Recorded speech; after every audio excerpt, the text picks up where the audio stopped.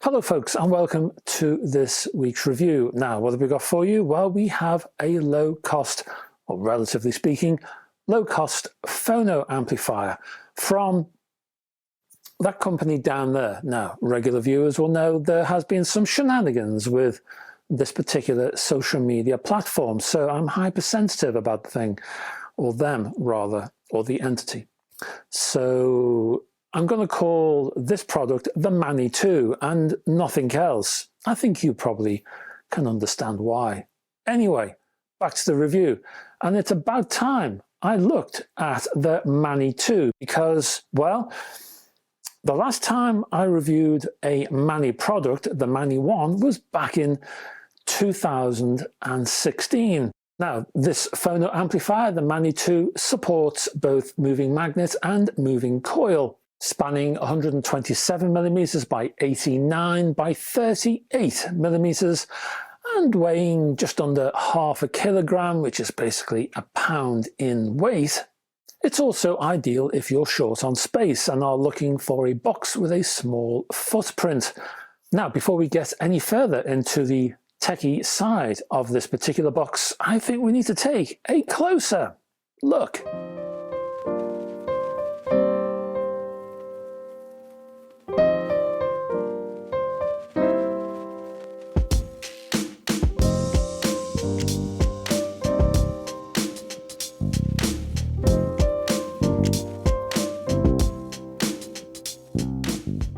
And welcome to the closer look section for the Mani 2 phono amplifier. And I left you by mentioning the small footprint of this particular design, but take a look at the switch mode power supply that hangs off the end of it. This is a bit of a beast in power supply terms, especially for this price point, when compared to much of the immediate competition. And well, I admit that the power supply excited me even more than the Mani 2 chassis.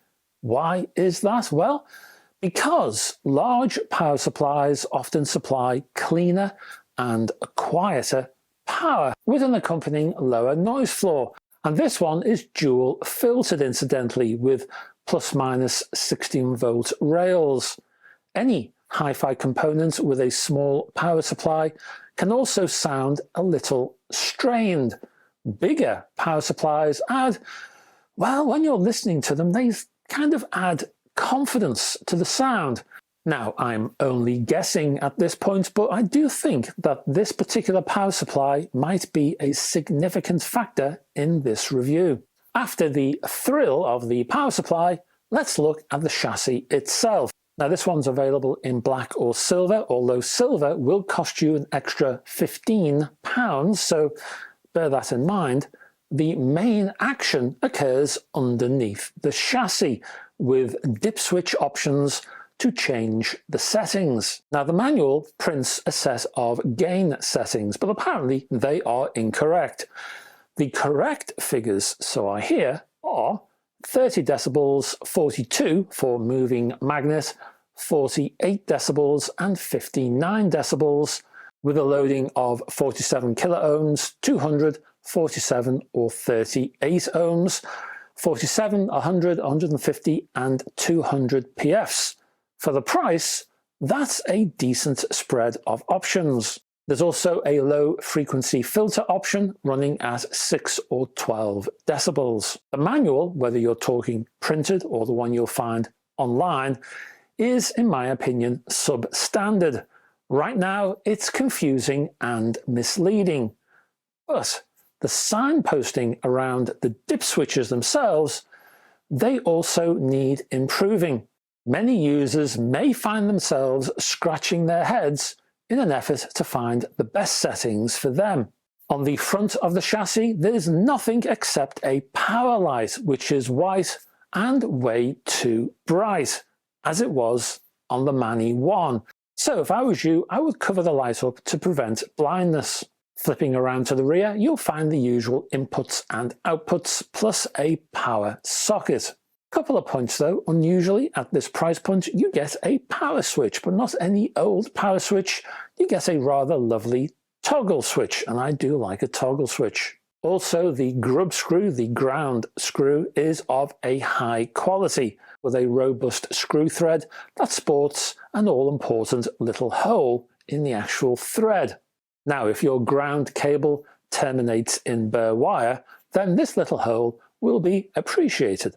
And a couple of quick user tips: when you use the Mani 2, turn it on before the main amp and turn it off after the main amp, just to prevent damaging pops through your speakers. So that's the techie stuff. How does this one sound? Well, let's go to those sound quality tests and we'll find out.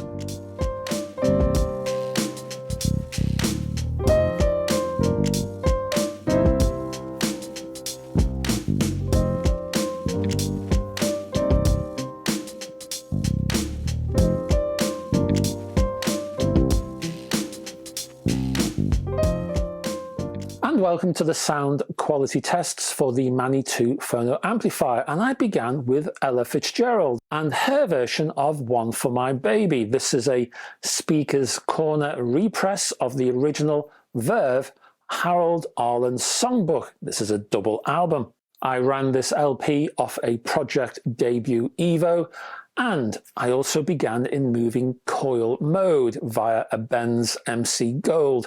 And I compared the Mani 2 to the more expensive Leema Elements Phono Amplifier, which you can pick up around £500 to £600. I just wanted to see how it performed in rarefied company. Now, my principal issue with the Mani 1 was its moving coil performance, which didn't really offer enough dynamic reach for my liking, but there was a distinct improvement with the Mani 2. There was extra room around the treble-infused cymbal hits, while I noticed greater insight around the upper mids. And yes, I reckon that power supply is a factor here, because that noise floor was surprisingly low. Turning to Crozier's transmission, this is a dreamy Balearic electronica piece from the Mental Wealth compilation album on the Vinyl Moon label. I was also happy with the bass response from the Mani 2, which was precise without being chrome plated. It was also massy without sounding boomy. The focus from the Mani 2 on this recording impressed me very much. Keeping the same vinyl sources, I turned to Moving Magnet and my Riga RP3 turntable, plus the Pro-Ject Phono Box Phono Amplifier. This is a sub £100 box from Pro-Ject, and the question is, was the Mani 2 worth the extra cash? And the answer is, oh good gracious, yes, it really was. Well, the Pro-Ject is my go-to phono box under £100, but the Mani 2, well, that pushes the soundstage left and right and up and down as well, and provides heaps more space for the music to roam within. Again, noise is very low, so brass sounded very clean and smooth. Treble was open and delicate, while bass via the Crozier track was focused and precise, but also disciplined. It never encroached on the mid-range or the treble. It never masked detail from those frequencies, which is a real plus point. Compared to the Mani 1, just going on a quick tangent, I thought the Mani 2 offered lower noise, which enhanced the mid-range detail and better encouraged subtle details like reverb.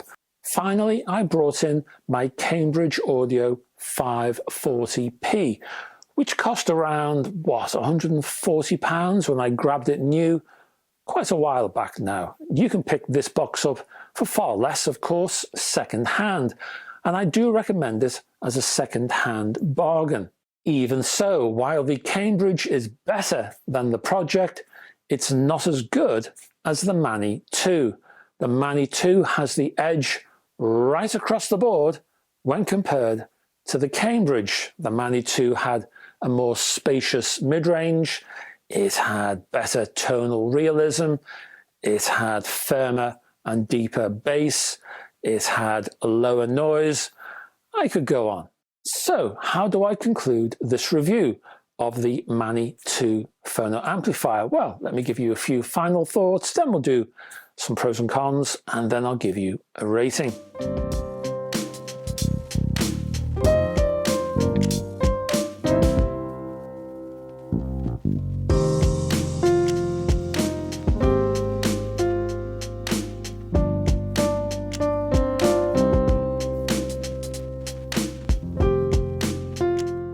First question, should you buy the Mani 2 for moving coil use? And the answer is sure.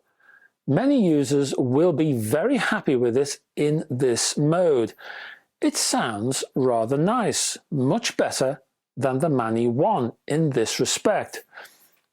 Saying that though, if you're looking to buy a moving coil cartridge, and let's say that cartridge would typically sell for, I don't know, £400, shall we say? 5, 6, maybe more, then I would actually advise upgrading the Mani 2 to something even more capable. Something like a Moon 110 LP Mark II or even better. In moving coil mode, the Mani 2 is ideal to use as an upgrade box. That is, buy your moving coil cartridge, use it with the Mani 2 for now, then later upgrade the Phono Amplifier when funds allow. The great thing about the Mani 2 is there's no particular rush because it performs very well in MC mode. Actually, I see the main traffic for the Mani 2 in moving magnet mode, and in that mode, this Phono Amplifier is quite brilliant. There's an effortless musical flow from the Mani 2. The performance level from moving magnets is of the level you really only hear from high-end phono amplifiers. In moving magnet mode, especially at this price, the Mani 2 is a real giant killer, and as such, well, it might be the only phono amplifier you'll ever need. Pros and cons. And in the good section, price. Considering the performance, this little box is priced very nicely, thank you very much. Secondly, talking about little, the footprint is low. It'll fit just about anywhere you fancy. Thirdly, the overall sound quality. Well, I've gone into some detail about that, haven't I? I loved the sound quality. Moving magnet most of all. Moving coil is excellent. Much better than the Mani 1. Next up, the feature set. Again, for the price, there's quite a lot available here. Finally, the power supply provides a strong foundation for the sound. In the bad section, the manual needs a rewrite. I'm not particularly happy with it. Also, that power light is a bit strong, well, for my eyes at least. Even so, I still rate the Mani 2 extremely highly, which is why it's getting a very high rating from me. It's getting a 9 and a deeply groovy. Congratulations to that company in America. Well done. And that's your lot. Thank you very much for staying to the end of this video. It's very nice of you to support me, and you can do a little bit more if you fancy by down there clicking on the like and subscribe button. It will help this channel to continue to grow. Further down there are links to my website and also my Facebook group, which you're welcome to join, and my Patreon page, which really helps to keep this channel going. It financially supports this channel. There's also all kinds of exclusive material on the Patreon page. Have a browse, see what you think. Anyway, I'll be back on Friday with a hi-fi news etc. video, and there'll be all kinds of goodies within that. Hope to have your company until then, folks. Bye bye for now.